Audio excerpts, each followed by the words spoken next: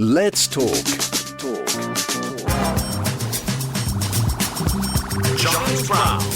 Strange will requests and Bequests, exploring the vaults of Somerset House, tucked away in the vaults of Somerset House, live some of Britain's most revealing and eccentric historical treasures, a vast archive of last wills and testaments.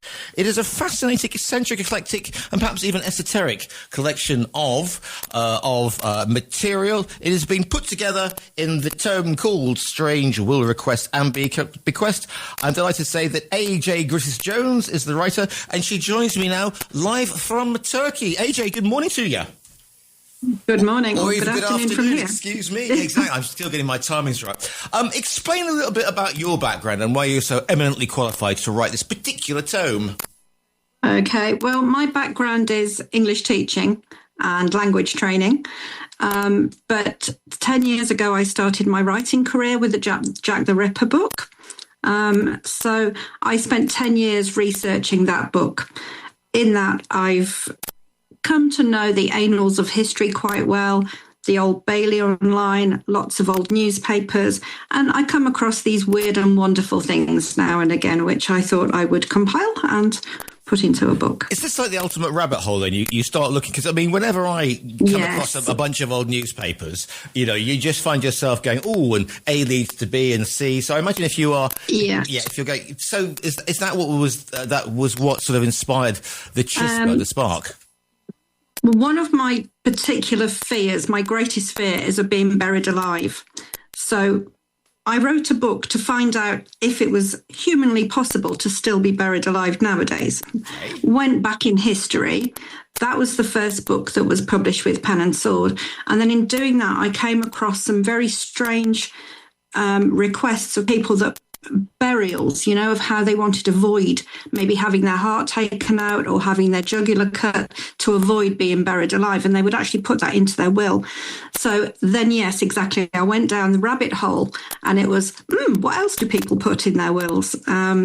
So hence we have another book with some very curious things in it. So when did the majority, are we talking the same sort of period? Are we talking Victorian? Are we talking Edwardian? Or are we going all the way back to, I don't know, you know, the Stuarts, the Georgians, people having little bells, you know, above their graves, etc.? Yeah, there's a particularly large amount of material from Victorian times, but I go right back to the Romans, the Egyptians, medieval times, right back in history. So it takes a long time to research, but it makes for very interesting reading. I was going to say, I'd never really thought about this before. Presumably this is Roman Britain sort of requests, or but you're based in Turkey, so therefore you have the whole of the Eastern Mediterranean basin to play with.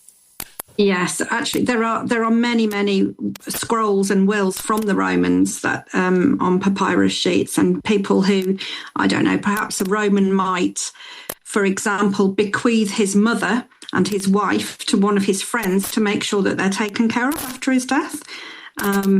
So we have, you know, very unusual. Yeah, and you mentioned papyrus. I mean, obviously, one of the reasons that I love the sort of the Babylonians or whatever, because they do everything on clay. But papyrus sort of, and if your town gets razed to the ground, it bakes the clay, and it means that it's preserved for posterity for almost eternity. But papyrus has to be kept. So how do these things? How do you make sure these things sort of survive? I mean, and there are also some things written, is it on eggshells, on scrawled on bedposts and stuff like that? Yes, there are. Yeah, there was a gentleman that wrote his will on the leg of one of his dining table chairs. So he gave the relatives some clues, and so they were scrabbling around on the furniture, down on their hands and knees, having a look where to find it from. There was another one, yes, on an eggshell. Another gentleman, he was a sailor, and he folded up the tiniest little piece of paper and put it in a locket. And when it was unfolded, he bequeathed everything to his fiancée. And there was actually another gentleman that had his whole will tattooed onto his chest in red ink. Okay, so that must have made reading the last will and testament in front of the family quite entertaining. Yeah, well, the judge had to arrange for it to be copied out into a proper document and witnessed by the friends and the executors there. So. Yes, I see. If you're of a mischievous persuasion, AJ, I can imagine that this has the scope not only in the Well, but in two things. One, it's obviously the content you can give the final FU to people, but also in the way in the sort of Machiavellian and mischievous ways that you can actually say, I mean, the person's got the scrabbling around, it's almost like a game of a massive game of Cluedo or sort of hide and seek. So this has been great fun. What are the best FUs you think in that you came across? Okay.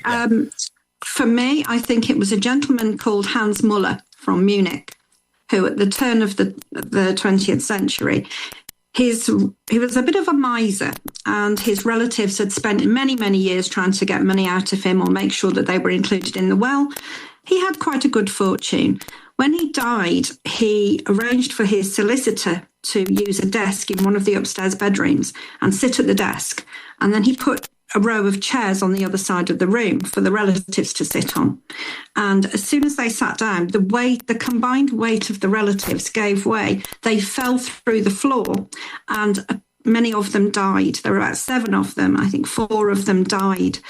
And it turned out that he'd actually cut through the beams in the floorboards to make sure that, that was the worst one I came across. And I suppose you can't kind of do him for murder because he's already dead, isn't he? So I suppose that's the ultimate. He's already gone. Yeah, it was the ultimate revenge. Yeah. And again, this is a way to settle scores as well. Or people say taking secrets to the grave with them, but you can take the secrets to the very edge of the afterlife and then go, oh, and by the way, it was the butler, or by the way, I have been seeing your husband, wife, sister, daughter, son deplete where applicable. Yeah, I came across one gentleman. He accumulated quite a good fortune in his lifetime, and he left all his money to his housekeeper. But when it went to probate, it actually turned out that the housekeeper was his wife. Okay. And they'd been married for 37 years and not told anyone. Kept it a very good secret. Yeah, absolutely. I mean, any sort of cases of, because it's a staple of TV, films, etc., where the will is read out and there's a hush note and it can't be, and it is that, I'm leaving it all to my chihuahua or the housemaid. I mean, you must have come across situations of that. I mean, if they haven't fallen through the first floor, presumably there are other ways to get back at people. Yeah, one of the very strangest was a gentleman in Bologna in Italy. And he had a real passion for the clarinet, and he wanted to make sure that the younger generation carried on that passion. So he arranged for his bones to be made into clarinet mouthpieces, which is we like that. That is darkly bizarre. And insert your own. I mean, did the young clarinet students of Bologna know that they were going, or was this sort of a This is something I haven't been able to ascertain. Sorry. Right, fair enough. I mean, how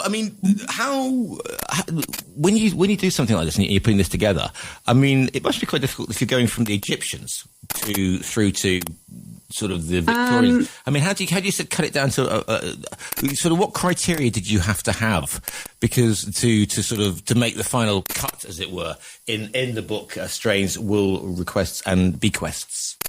Okay, well, normally I would start with large newspaper stories from around the world and see which ones made headlines for bequests, such as the Tennant family, people that are famous, or Elvis. He was engaged at the time of his death, and Ginger Alder, his girlfriend, presumed that she was going to be left everything. So did his ex-wife Priscilla, but actually it went to Lisa Marie. So these are stories that make the news. So you start with those ones and then take some keywords and then follow that through and see what else through history. Keep going back in time.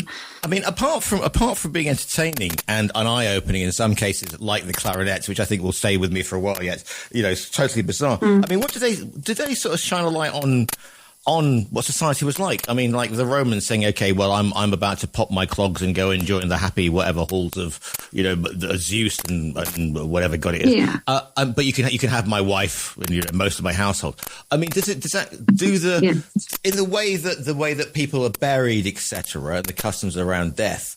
Do the wills also shine a light on society at the time? I suppose it does. I mean, you take somebody like Julius Caesar, for example. He had many trophies and personalised swords and armour and things like that. So he spent quite a good deal of time going through his best friends and choosing which friend would be most suited to which artefact of which they would enjoy or use, or, so that they would carry on through history, be passed down.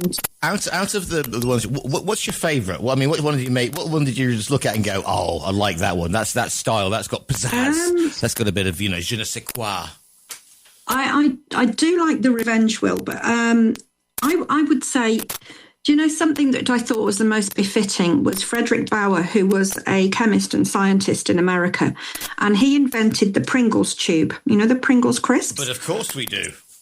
Yes. So when he was cremated, he arranged for some of his ashes to be put into a Pringles tube, and he specified that it must be original flavour. And then the rest were put into an urn and buried at the side of him. And what happened to the Pringles tube then? Do we know? No, it was buried in the ground. It was buried in the ground. It wasn't put back in aisle number 15. No, it was put back into the ground. Okay. Yeah. So yeah, that's befitting. What are you hoping that people will learn from your book? What do you think that people are going to discover? I think it might give people some quite unique ideas, and it's also basically how to, I don't know, perhaps think about doing your will early. You never know when you might pop your clogs, and it's about getting your house in order, and and it's also how ideas, burials, bequests, things like this have changed throughout history. It tells us a lot about social history. 18th century, you had a gentleman who he had 2 huge estates, and he left one to a son who he said, right, you cannot grow a moustache and smoke tobacco during your lifetime, and to the other one wasn't allowed to grow a beard. And if either of them did, one grew the moustache and the other grew the beard on the opposite, they were to be given the estate of the other brother if they didn't follow. And the solicitor throughout his lifetime had to check monthly to make sure that the bequest was being followed. It was quite bizarre, but I don't think anything like that would happen now. So it just gives you in social society in that time the way of thinking of their father, trying to impose some strict moral conditions upon his children. Even from beyond the grave, you see. Yes, exactly. The book is called Strange Will Requests and Bequests, Exploring the Vaults of Somerset House. It's by AJ Griffiths-Jones, who is speaking today. AJ, do you do the social media? Is there a website? Can people find you online? I do. They can find me on Facebook. I have a group called AJ's Book Nook, where we talk about lots of different books, and we talk about history and all sorts of things on there. I'm on the Instagram at author AJ66, and also on Blue Sky on the same. And listeners, you can order the book via our own virtual bookstore. The book is called Strange Will Requests and Bequests. It's by AJ Griffiths-Jones, who we'll be speaking to today. AJ, thank you so much for your time today. Thank you, Giles. Thank you.